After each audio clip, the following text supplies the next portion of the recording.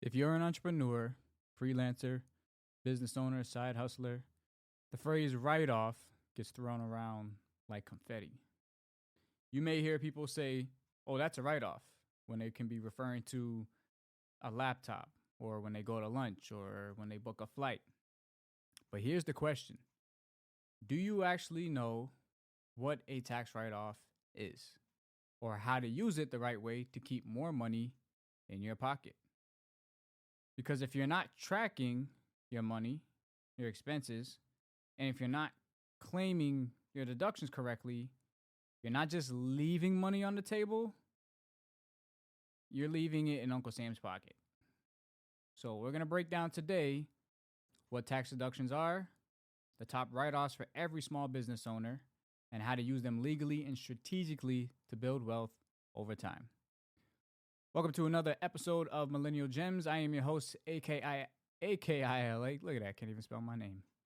And today we're going to talk Tax Deductions 101. So let's get into it. All right. So what, by definition, is a tax deduction or write-off?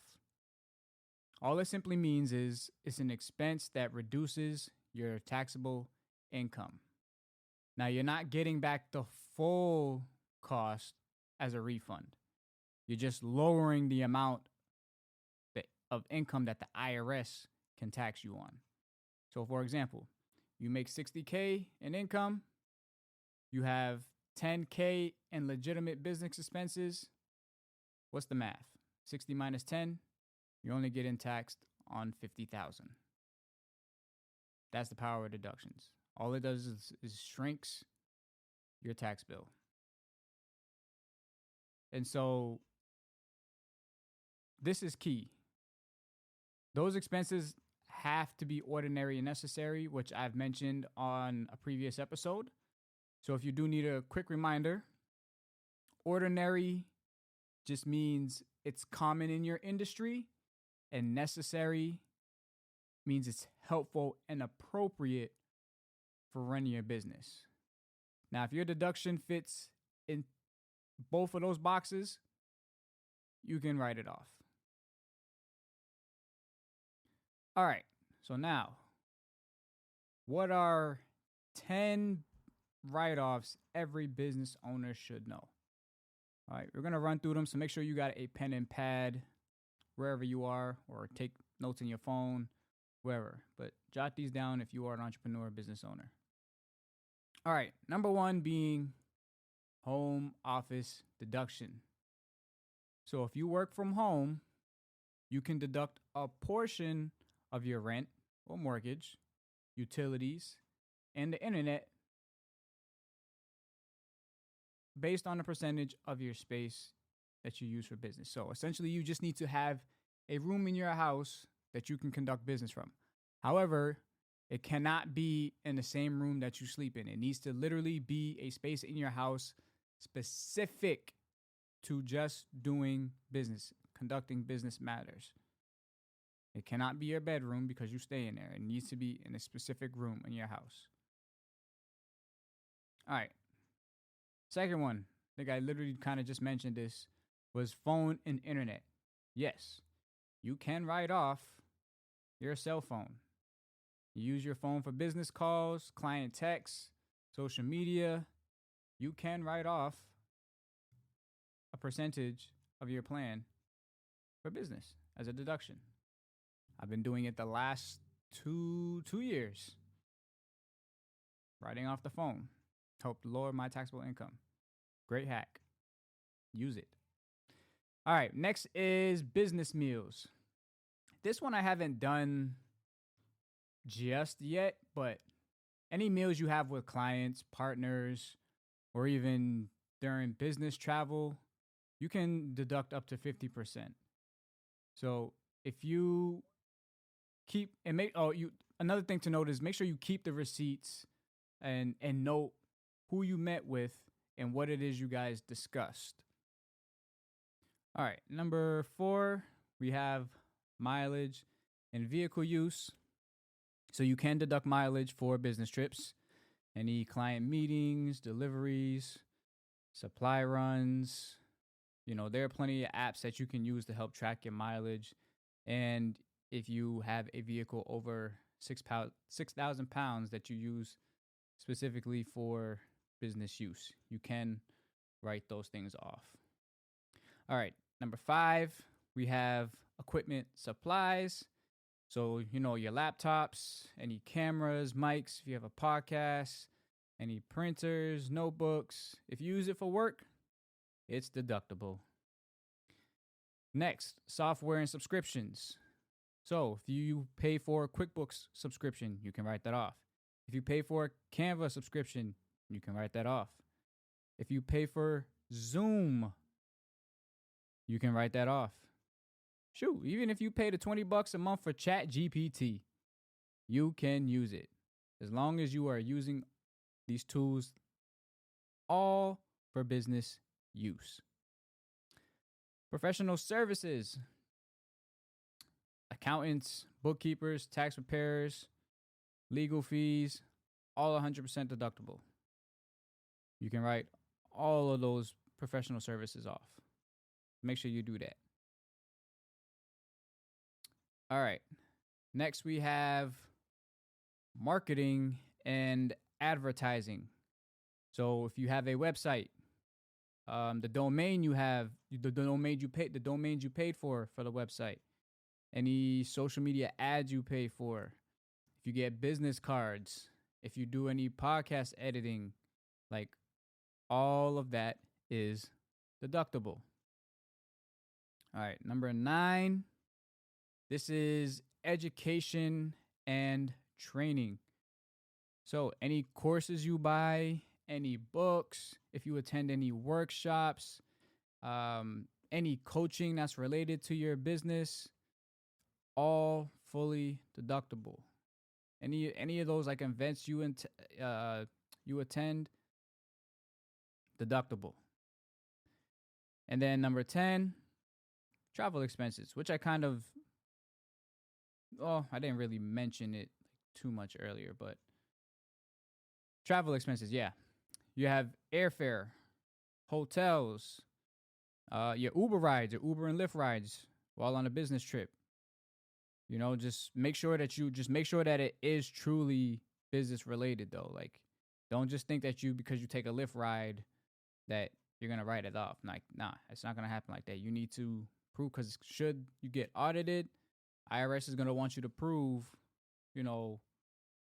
how exactly that was that Lyft ride, like what was happening. Like, they're going to want you to prove that receipt. So make sure it's all for legitimate business use. So, again, we'll just run through them one more time. These are just, 10 basic ones that I think every business owner should know. Home deduction, home office deduction, phone and internet, business meals, vehicle use and mileage, equipment and supplies, software and subscriptions, professional services, marketing and advertising, education and training, and travel expenses. You got to make sure you track these correctly. Make sure you track these correctly. All right. So now let's get into how to track these write-offs. As it kind of just segued right into that. So, deductions don't count if you can't prove them. Let me say it again. Deductions will not count if you cannot prove them.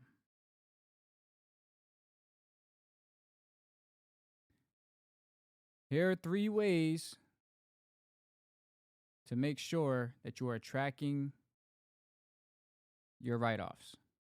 First one, separate accounts. We've gone over this probably a million times. Keep your business expenses and personal expenses separate. I believe we talked about this in episode 3. Business income and expenses should only be flowing through.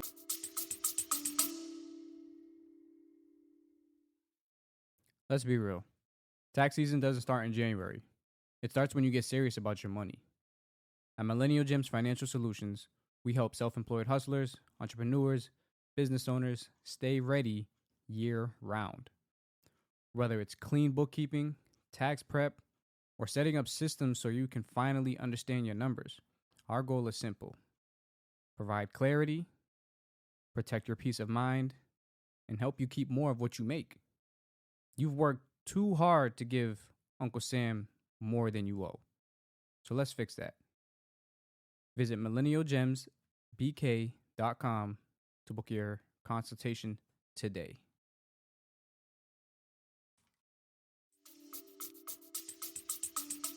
Your business bank account.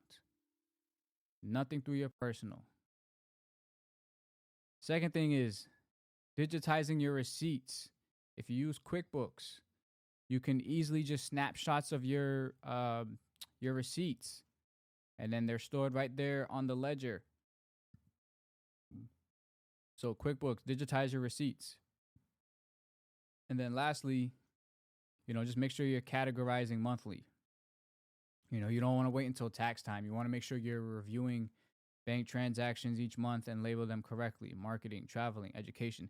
This is if you are doing your own bookkeeping, though. If you already outsourced your bookkeeping, then obviously you don't need to worry too much about that. But I would still go into your QuickBooks just to make sure your bookkeeper is properly categorizing all of your transactions the right way. And again, the cleaner your records are, the more confident you can be with claiming deductions, and the easier it is to do during tax season, to file during tax season. All right. So let's get into some of the wealth building sides of write-off. So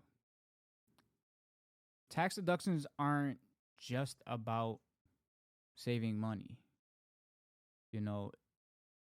Everything is always going to be about the long-term wealth game. So how do you go about doing that? Well, think about it this way. When you reduce your taxable income, you free up cash flow. When you free up cash flow, that can be reinvested into your business. You can use it to pay off debt or invest into assets like stock, real estate, retirement accounts. So I would look at write-offs, look at them as tools for growth, not just loopholes, but tools to help create longevity for yourself and generations to come. The tax code literally was made to reward business owners for reinvesting into themselves. The tax code wants you, they created a tax code for you to take advantage of it. They want you to literally invest in yourselves. If you're an entrepreneur or understanding or want to aspiring to be an entrepreneur, the tax code was written for you. It wasn't written for employees. It was written for entrepreneurs. The more strategic your deductions, the faster you can grow and the sooner you can reach that financial independence, at least to my knowledge. And that's what I'm doing now as I continue to, take advantage of deductions and trying to grow my business and get my way there to that freedom, to my time freedom. All right, so here are some tools that can make write-offs pretty easy. Again, hope you got your pen and pad out. First thing is, again, I've mentioned this, and I'm going to keep mentioning this on all these episodes. QuickBooks. Listen, I do bookkeeping, so if you do need bookkeeping, make sure you hit the link that will be in the show notes and sign up for that. I do full service bookkeeping. I will take care of all of it. But you need bookkeeping for self-employed. Even if you don't want to pay somebody and just do it yourself, you need to make sure you're auto-categorizing your expenses. There are plenty actually of different tools out there to track your expenses and receipts and stuff like that. But Again, I just use QuickBooks because that is who I am certified with. Novo Bank. Again, you can create sub accounts for taxes, expenses, profit. It's actually called the profit first method, where you're actually paying yourself first and then you paying everybody else after that. But with Novo, your business bank account, again, like I said, you can create sub accounts. Probably something like Google Sheets or maybe even Notion, something for just manual tracking of, any clients you gain or client information. Like this is, you need manual tracking for this stuff. Especially if you're using like a CRM, like what is it called? Like a Monday or like a Honeybook. You can write those subscriptions off because they're necessary for your business, ordinary for your business. And some other ones that you can have, like PandaDoc, if you need to do like contracts and invoices, Acuity scheduling, if you need to track and schedule clients. But again, all of that, you can kind of do that if you have a CRM. They'll kind of almost offer all of those services. The point is, you should be automating everything. Like this is 2025 now. Automation is going to be your best friend and will be your best friend. The less manual work you do, the cleaner your records, the bigger and better of peace of mind you will have. Okay. So now let's finish off with getting into some common deduction mistakes to avoid, right? So we're gonna keep it. I'm gonna keep it $1 with you. One of the first ones that I learned about was overstating deductions. So what I mean by overstating is, you trying to take personal expenses and trying to claim them as business expenses. Like, again, this is kind of what I mentioned earlier with like when you take like Lyft rides and Uber rides. Like, you're not going to be able to write that off if you cannot prove to the IRS that that ride was specifically business related. Like, you took that ride because you needed that to get from the hotel to, or you took it from the airport to the hotel because that is where your event is happening. You need to be able to prove that. Do not try to claim any personal expenses as a business one. Like, don't do that. Another one, which again, I kind of just mentioned, no receipts, no proof, no evidence. Track every single expense. I really don't know how else to say it. Track every expense.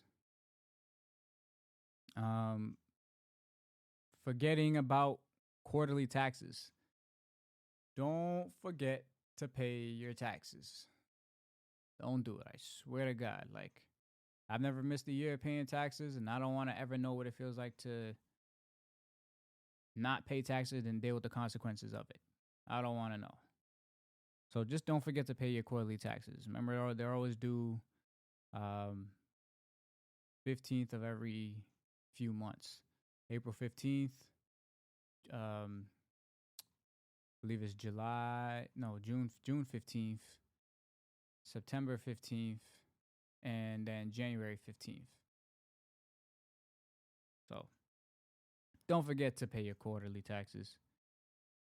And then, again, failing to separate your accounts, which kind of ties back into, your overstating deductions and not having receipts or proof. You need to keep business and personal separate. I cannot emphasize that anymore. Each of these ones that I just stated, they're going to raise red flags and cause you to lose out on deductions that you could have claimed. So, best advice, stay clean, stay consistent. Okay, So now you're probably thinking, I need to get my deductions in order before tax season. Well, you know what? Don't wait. You can head to Millennial Gem's Financial Solutions and book your free consultation. We will help you identify every deduction. We will also help prep your books so tax season is stress free. And while you're there, make sure you grab our tax my gosh, oh my gosh, I'm having a brain fart with it. Make sure you grab our A to Z tax deduction checklist book, and then also get our tax preparation checklist for both business owners and W-2 employees. They're both free on the website, so you can easily just buy them and have them come right to your email. All right. Until then, it's not just about making money. It's about keeping more of it legally. I'll see you on the next one. Peace.